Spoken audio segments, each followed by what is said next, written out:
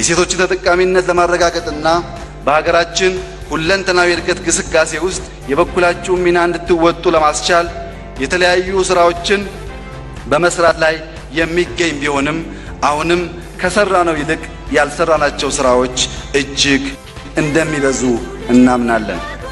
በመሆኑም በቀጣይ የሀገራችን ሴቶች ተፈጥሮና ኑሮ የሰጣችሁን በረከቶች ተጠቅማችሁ ለሀገራችን እድገትና ብልጽግና እንዲሁም ለፖለቲካችንም ስምረት አዎንታዊ ሚና እንደምትጫወቱ ተስፋዬ የላቀ ነው።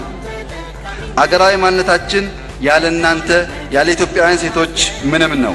አገሪቷን የገነቡ ያገለገሉ ያቆሙ ሴቶችን ዕውቅና በመንፈግ ሀገራዊ ትንሣኤ ማረጋገጥ አይቻልምና መንግስታችን ለሴቶች መብት እኩልነት የሚቆመው ለሴቶች ውለታ ለማዋል ሳይሆን ለሁላችንም ጥቅም ሲባል ነው። ግማሽ አካሉን የረሳ ሀገር ሙሉ የሀገር ስዕል ይኖረው ዘንድ ከቶ እንደማይቻልና ወደፊትም እንደማይራመድ መንግስት በውል ይገነዘባል።